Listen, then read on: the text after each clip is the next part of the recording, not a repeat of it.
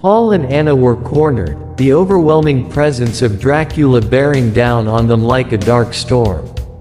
But despite the Count's terrifying power, Paul felt something stir within him, an inner strength that he hadn't known he possessed. He wouldn't let Dracula win. Not this time. Dracula lunged at Paul again, but this time, Paul was ready. He sidestepped the attack, driving the stake forward with all his might. The sharp wood pierced Dracula's chest, sinking deep into the Count's flesh. Dracula screamed, a blood-curdling sound that echoed through the chamber, reverberating off the stone walls. His body convulsed, his face twisted in agony as dark blood seeped from the wound. For a moment, Paul thought it was over, that they had won. But then Dracula's eyes snapped open, and the malevolent fire within them blazed brighter than ever. "You cannot kill me," Dracula growled, his voice filled with unholy fury. He ripped the stake from his chest, the wound healing before their eyes. "I am eternal." Paul staggered back, his heart sinking. It hadn't worked. The stake, the one weapon they had counted on, had failed. Dracula advanced on them, his body still radiating a dark, malevolent power despite the injury. "You will die tonight," he snarled, his fangs gleaming in the torchlight. "And your blood will be mine." But even as Dracula spoke, Paul saw something flicker in the shadows behind the Count, something small but unmistakable. The first light of dawn.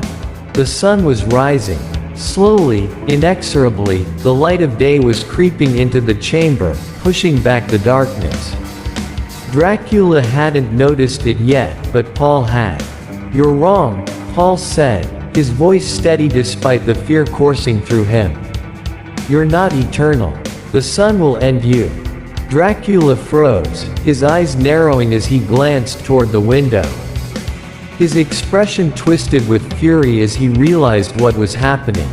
The first rays of sunlight were already seeping into the room, illuminating the edges of the chamber. "No," Dracula hissed, his voice filled with rage and desperation. Paul seized the moment. "Anna, open the windows." Anna didn't hesitate.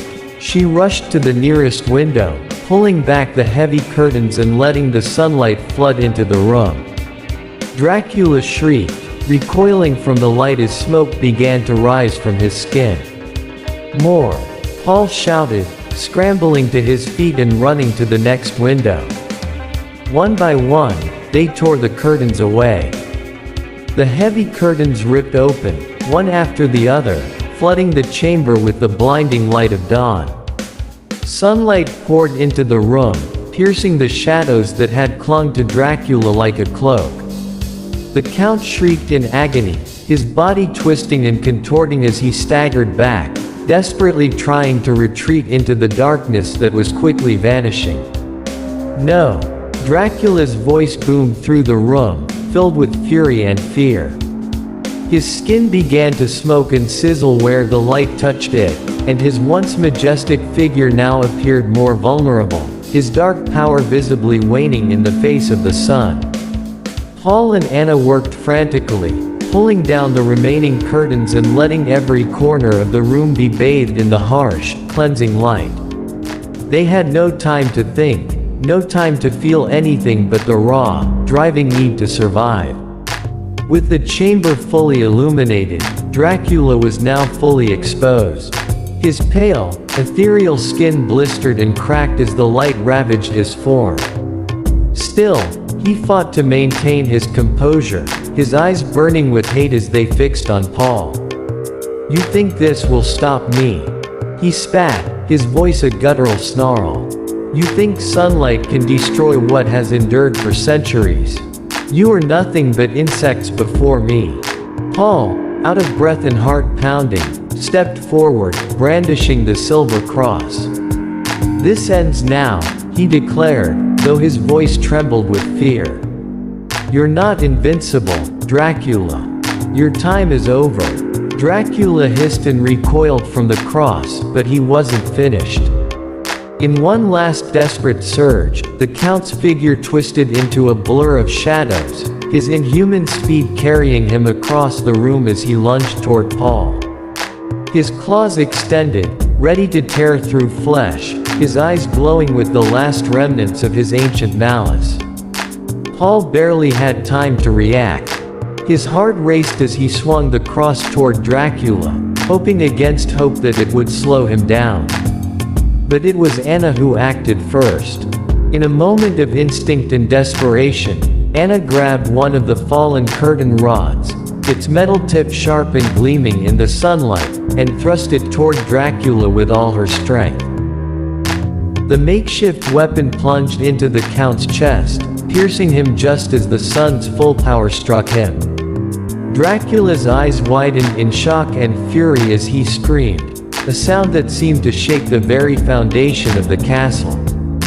His body convulsed violently as the light consumed him, his form twisting and writhing as it began to disintegrate. "No!" Dracula shrieked, his voice breaking into a guttural, agonized cry. "This cannot be. I am eternal. I am." But before he could finish, the sunlight intensified, and Dracula's body burst into flames. His dark cloak ignited, and his once imposing figure began to crumble into ash. The ancient, malevolent force that had haunted them for so long was unraveling before their eyes, burned away by the light of the new day. Paul and Anna watched in stunned silence as Dracula's form collapsed into a pile of smoldering ash, the last of his power consumed by the dawn. The air around them grew still, the oppressive weight of Dracula's presence finally lifted. For a long moment, neither of them moved. They stood frozen in place, breathing heavily, their minds struggling to process what had just happened. The Count, the source of all their fear and terror, was gone. His reign of darkness was over. The silence that followed Dracula's destruction was profound, almost surreal. The once intimidating chamber, filled with ancient relics and dark power, now seemed lifeless and ordinary in the soft morning light. Dust swirled gently in the beams of sunlight that poured through the windows, and the acrid smell of burnt ash lingered in the air. Paul dropped to his knees, his body trembling with exhaustion and relief. He could hardly believe it was over. They had faced Dracula, the Dracula, and survived. He stared down at the pile of ashes that had once been the fearsome Count, feeling a mixture of disbelief and awe. Anna knelt beside him, her face pale and tear-streaked, but her eyes were filled with the same sense of bewildered relief. They had done the impossible. They had confronted the ancient evil and emerged victorious. "Is it really over?" Anna asked softly, her voice barely above a whisper. Paul nodded, though he still felt a lingering sense of uncertainty. "I think so," he said, his voice rough from the strain of the fight. We killed him." Anna looked down at the ashes, her hands still shaking from the adrenaline. "I didn't think we could," she admitted. "I thought we were going to die." Paul reached out, taking her hand in his. "We almost did," he said with a wry smile. "But we made it. Thanks to you." Anna looked at him, her eyes wide with gratitude and something deeper, a shared understanding of the nightmare they had just survived. They had fought together, relied on each other when things seemed most hopeless, and now, they had won.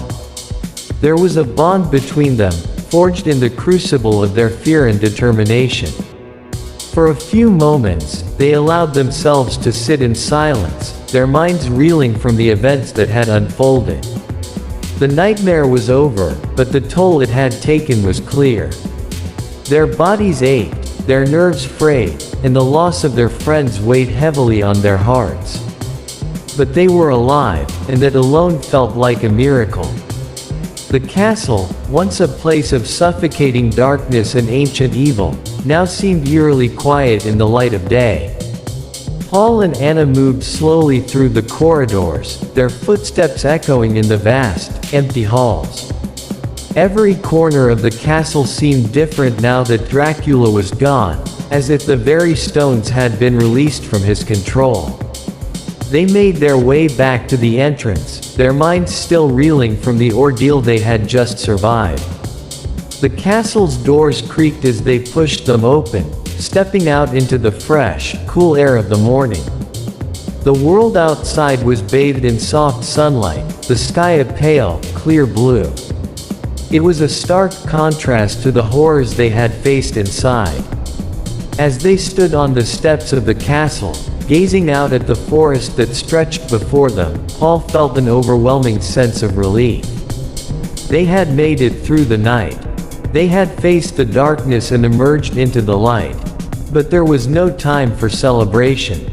The memory of their fallen friends lingered heavily in the air. Paul's heart ached for Michael, for all the others who had been lost to Dracula's bloodlust. Their victory had come at a great cost, and the scars of their experience would remain with them forever. "We should go," Anna said quietly, her voice filled with a quiet sadness. "There's nothing left for us here." Paul nodded in agreement. "Let's go home." They turned away from the castle, leaving behind the ruins of Dracula's empire, and began their journey back to the world they had known before. But even as they walked away, they both knew that their lives would never be the same again. Dracula was dead, but his shadow would linger in their hearts for a long time to come. Far beneath the castle, in a hidden crypt untouched by the light of day, a faint pulse stirred in the cold darkness. The ashes of the great Count Dracula had been scattered, but deep within the ancient stones, something remained. An ember of his power, flickering, waiting. The crypt lay silent and still, but in the air, there was a sense of quiet anticipation, a subtle whisper of things yet to come. Evil never truly dies. It waits, it sleeps, and one day, it awakens again.